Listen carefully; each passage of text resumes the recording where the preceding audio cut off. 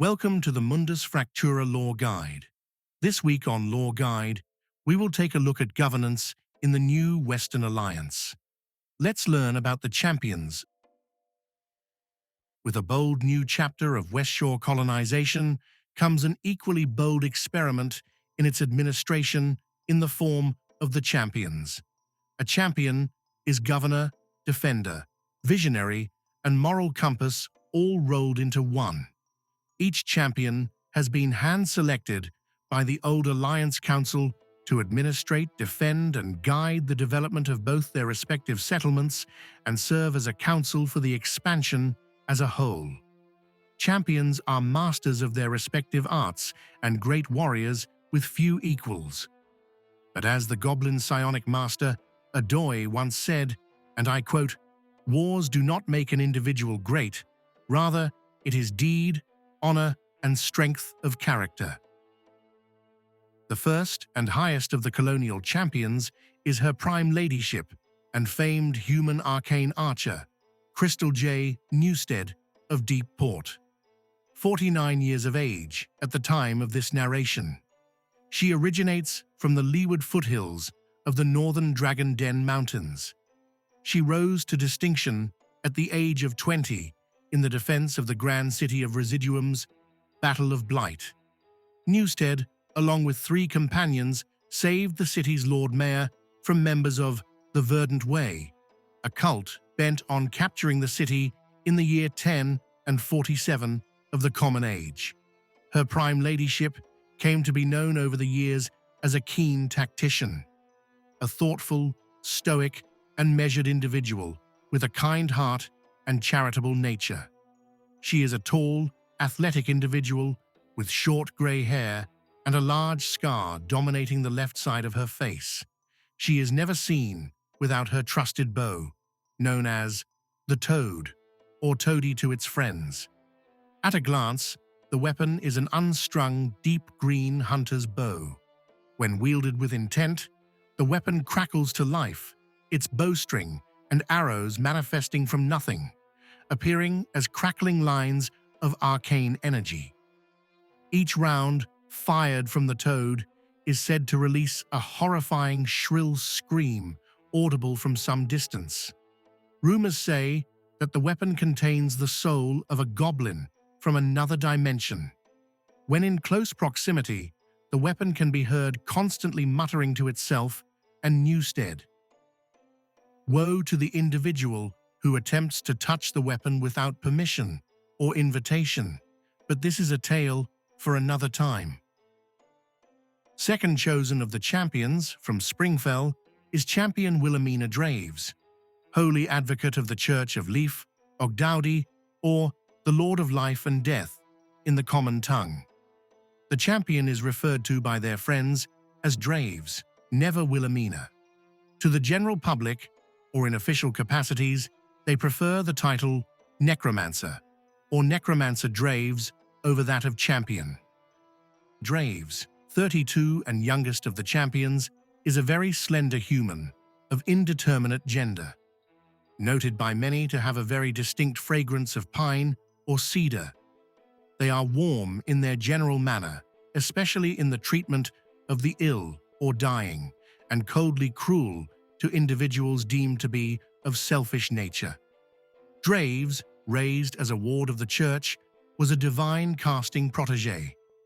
They first gained notoriety at the age of 14, during an expedition organized by the young cleric, uncovering a Teknastai tomb complex deep within the Lake North Swamp. Draves is a master divine caster, near peerless in their understanding of both the necromantic arts and the physical workings of Teknastai. Third of the original colonial council, the champion from South Lease, the druid Shu. Shu, as she is wont to be known by all, is a 65-year-old human woman of average build with long black hair.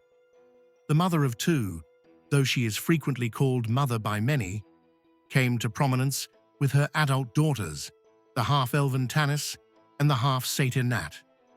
The 3 of them survivors of the Fort Pine siege, the settlement that came to be the grisly City of Foods on the West Lake coast, in the now Nation of the Many Gods. The trio ran a secret trafficking operation in the early days of the occupation, shuttling as many refugees out of the city as possible before its final occupation. Despite her horrifying past, Zhu is seen as a ray of light, as warm and loving as Himin Eldur itself. She is a free spirit, full of life, and in love with it in all forms. Next, we come to the newest and first champion to be selected by the Western Colonial Council, Newstead, Draves, and Shu. The champion of the settlement of Cathy's Bend, the divine naturalist Ying Man. As a point of clarification before I continue, we have not had a lore guide on the Jubilee yet.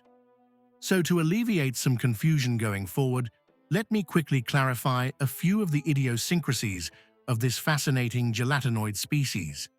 Firstly, Jubilee typically have 5 possible genders. It's very complicated and there is more to it than just that, but in very simple terms, think of it as 2 separate possible mating pairs. 2 types of males, in the Jubilee language, Otoko and Yatsu.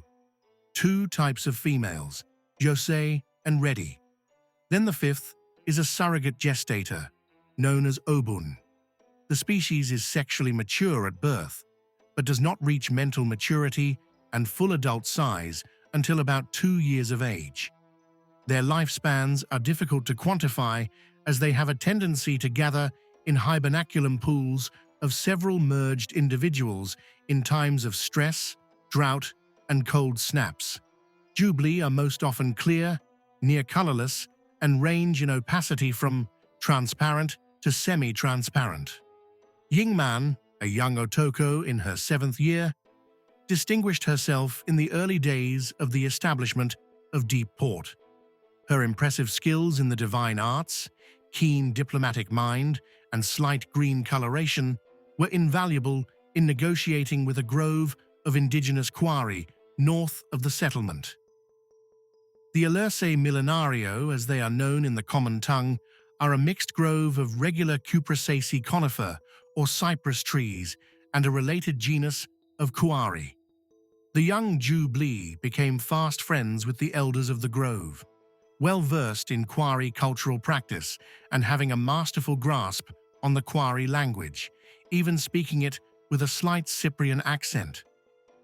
As an honorable mention, let's quickly discuss what would seem to have been an obvious choice for the mantle of champion, the venerable hydromancer Penarole.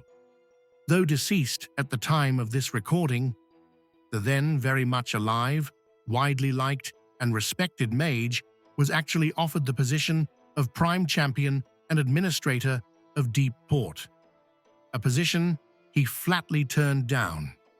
While still a resident of the Golden City, in an official press release issued to the Deep Isla Gazette, the mage stated the following, and I quote, "I don't want the job.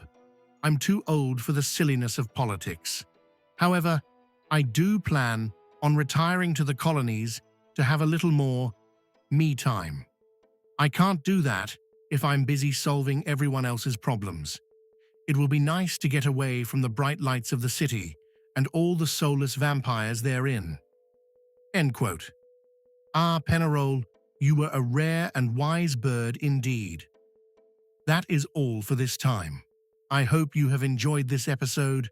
Stay tuned for future lore guide shorts, and thank you for listening. Goodbye for now.